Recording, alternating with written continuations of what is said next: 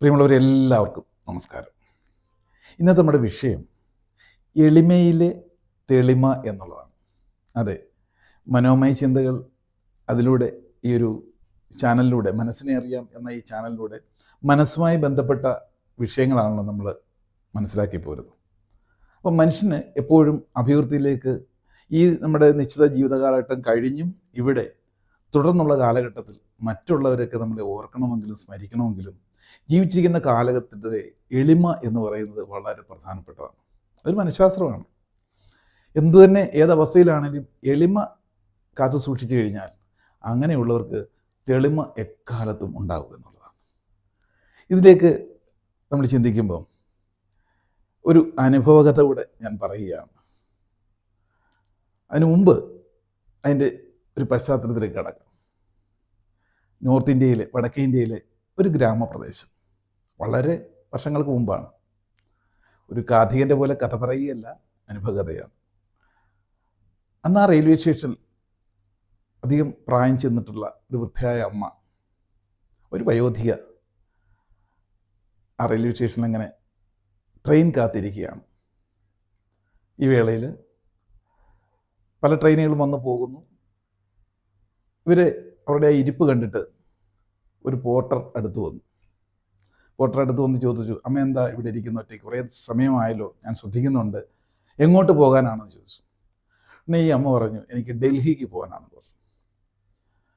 ഉടനെ അയാൾ പറഞ്ഞു, അയ്യോ, ഡൽഹിയിലേക്കുള്ള ഇന്നത്തെ വണ്ടി പോയല്ലോ, ഇനി നാളെയുള്ളൂ. ഉടനെ ഇവരുടെ മുഖം ആകപ്പാടം മ്ലാനമായി, ഭയം വരാൻ തുടങ്ങി, ഭയജഗതയാകുന്നു. കാരണം വീണ്ടും അവരുടെ ഗ്രാമത്തിലേക്ക് ഒരുപാട് ദൂരമുണ്ട്. അപ്പോൾ ഇത് മനസ്സിലാക്കിയ ഈ പോർട്ടർ പറഞ്ഞു, സാരമില്ല, ഇന്ന് വേണമെങ്കിൽ എൻ്റെ വീട്ടിൽ അന്തി ഉറങ്ങാം, അതിനുശേഷം നാളത്തെ ട്രെയിൻ ഞാൻ കയറ്റി വിടാമെന്ന് പറഞ്ഞു. ഉടനെ ഈ അമ്മ പറഞ്ഞു, ഓക്കെ, വലിയ കാര്യം, സന്തോഷമുണ്ട്. ഇങ്ങനെ അവരുടെ കുശല പ്രശ്നം നീളുന്നതിനിടയിൽ ഈ പോർട്ടർ ചോദിച്ചു, ഡൽഹിയിൽ ആരാ ഉള്ളത്? ഉടനെ പറഞ്ഞു, എൻ്റെ ഒരു മകനുണ്ട് അവിടെ, റെയിൽവേയിലാണ് ജോലി എന്ന് പറഞ്ഞു.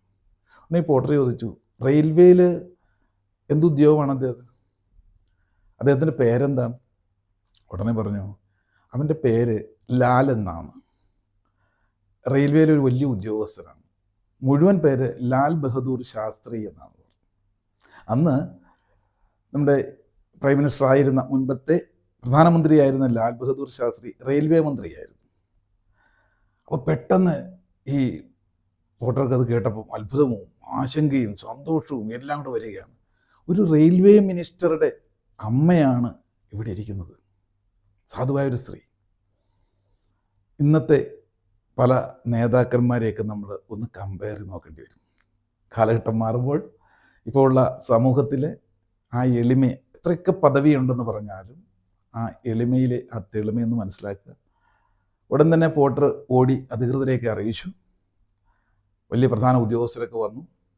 ഈ അമ്മയെ വളരെ ഔപചാരികതയോടുകൂടി സ്വീകരിച്ച് മറ്റൊരു വണ്ടിയിൽ, പ്രൈവറ്റ് ആയിട്ട് കാറൊക്കെ അറേഞ്ച് ചെയ്ത് ഡൽഹിക്ക് അയച്ചു. അവിടെ ചെന്ന ശേഷം അമ്മ റെയിൽവേ മിനിസ്റ്റർ ആയിരുന്ന ലാൽ ബഹദൂർ ശാസ്ത്രിയോട് ക്വാർട്ടേഴ്സിൽ ചെന്ന് ചോദിച്ചു, നിനക്ക് ഇത്ര ഭാരിച്ച ജോലിയൊക്കെ ആണല്ലേ, വീട്ടിലോട്ട് പോലും വരാനുള്ള സമയമൊന്നും കിട്ടാറില്ല, എപ്പോഴും സമൂഹത്തിനും ജനങ്ങൾക്ക് വേണ്ടി ഇങ്ങനെ സേവനം അനുഷ്ഠിക്കുകയാണല്ലോ, അതുകൊണ്ട് ഞാൻ ഒന്നും പറയാതെ ഇങ്ങനെ പോകുന്നതാണെന്ന് പറഞ്ഞു. ഉടനെ അദ്ദേഹം പറഞ്ഞ ഇതാണ്, ഞാൻ റെയിൽവേയിലെ കുറച്ച് നാളത്തേക്കുള്ള ഒരു ഔദ്യോഗിക ജീവിതം നയിക്കുന്നു, കുറച്ച് നാളത്തേക്ക് ഇതിൻ്റെ ഉത്തരവാദിത്തമുള്ള ഒരു ജോലിക്കാരനാണ്, അത് കഴിഞ്ഞാൽ ഈ തിരക്കൊക്കെ മാറും. നോക്കൂ ആ ഒരു എളിമ. അങ്ങനെ ഇന്ന് ഏതെങ്കിലും രാഷ്ട്രീയക്കാരെ വിടാതെ നമുക്ക് ഒരുപാട് വ്യത്യസ്ത സ്ഥലങ്ങളിൽ കഴിയുന്നവരെ നമുക്ക് കാണാൻ സാധിക്കും. പക്ഷെ ഇവരെ ഒന്നും നമ്മൾ ഓർക്കാറില്ല, അറിയാറില്ല. കൂടി വന്നാൽ അവരുടെ ആ ഒരു തലമുറ, അടുത്ത തലമുറ വരെ അറിയായിരിക്കും. ഇതിപ്പോൾ എത്രയോ വർഷങ്ങൾക്ക് മുമ്പുള്ളതാണ്. അങ്ങനെ നമ്മുടെ ഇന്ത്യ കണ്ട ഭരണാധിപന്മാരിൽ വളരെ ലാളിത്യമുള്ള ഒരുപാട് ആൾക്കാരെ നമുക്കറിയാം. അവരെയൊക്കെ കാലങ്ങളോളം സ്മരിക്കപ്പെടുന്നത് അവരുടെ എന്തുണ്ടെങ്കിലും ഉള്ളിലുള്ള ആ ഒരു തെളിമയല്ലേ. എപ്പോഴും അത് കാത്തു സൂക്ഷിക്കാൻ നമുക്ക് യാതൊരു ചിലവുള്ള കേസല്ല.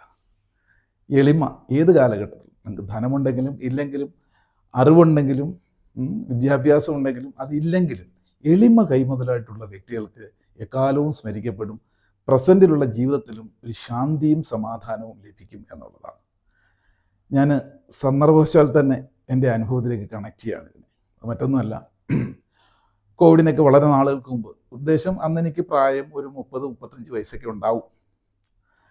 ഈ പറയുന്ന മനസ്സിനെ പഠിപ്പിക്കുകയും അല്ലെങ്കിൽ മാനവ വിഭവശേഷി, അതായത് HR, ഹ്യൂമൻ റിസോഴ്സ് ആണല്ലോ ഞാൻ പഠിച്ചു വന്നിരിക്കുന്ന, ചെയ്തു പോരുന്ന എല്ലാ വിധത്തിലുള്ള കർമ്മപദവും.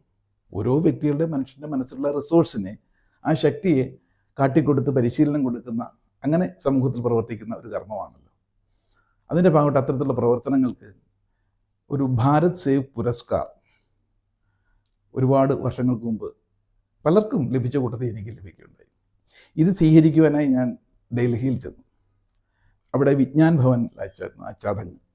അതിൽ എനിക്ക് ഈ അവാർഡ് നൽകിയത്, ഞാൻ മുമ്പ് നമ്മൾ മനസ്സിലാക്കിയ അറിഞ്ഞ ആ ലാൽ ബഹദൂർ ശാസ്ത്രിയുടെ മകൻ സുനിൽ ശാസ്ത്രിയായിരുന്നു. അത് എന്നെ സംബന്ധിച്ച് പറഞ്ഞു കഴിഞ്ഞാൽ വളരെ വിലപ്പെട്ട മൂല്യമുള്ള ഒരു അംഗീകാരമായിരുന്നു. അതൊരു പത്മശ്രീയെക്കാട്ടിലും കൂടുതൽ ഞാൻ അംഗീകരിക്കുന്ന, വിലമതിക്കുന്ന ഒരു ഉപകാരമായിരുന്നു. അപ്പം ഞാൻ ആലോചിക്കുകയായിരുന്നു, നമ്മൾ ചെയ്യുന്ന ഓരോ കർമ്മങ്ങളിലും കർമ്മത്തിൻ്റെ ശ്രേഷ്ഠതയിലൂടെ പോകുമ്പോൾ പലപ്പോഴും നമ്മളെ കൈ പിടിച്ചുയർത്തും എന്നുള്ളതാണ്. നമ്മളെ ശ്രദ്ധിക്കുന്നുണ്ട് പ്രപഞ്ചം, അതനുസരിച്ചുള്ള ആൾക്കാരിലേക്കും കണക്ട് ചെയ്യും.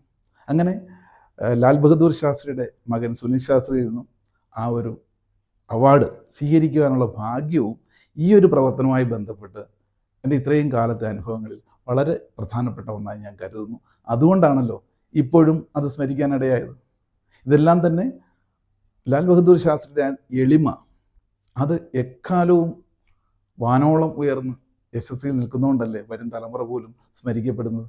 അതുകൊണ്ട് നമുക്കെല്ലാവർക്കും മനസ്സുണ്ട്, മനസ്സിൽ മാലിന്യങ്ങൾ വരാം, ഇല്ലാതിരിക്കാം. അതിനെല്ലാം കഴിവതും ബുദ്ധിപൂർവ്വം ഒഴിവാക്കിക്കൊണ്ട് എളിമ കൈമുതലായി വെച്ച് കഴിഞ്ഞാൽ ജീവിതം തെളിമയോടുകൂടി എത്തപ്പെടും എന്നുള്ളതാണ്. ശരിയല്ലേ? ചിന്തയ്ക്ക് വിട്ടുകൊണ്ട് ഇന്നത്തേക്ക് നിർത്തട്ടെ. നന്ദി, നമസ്കാരം. ഓക്കെ.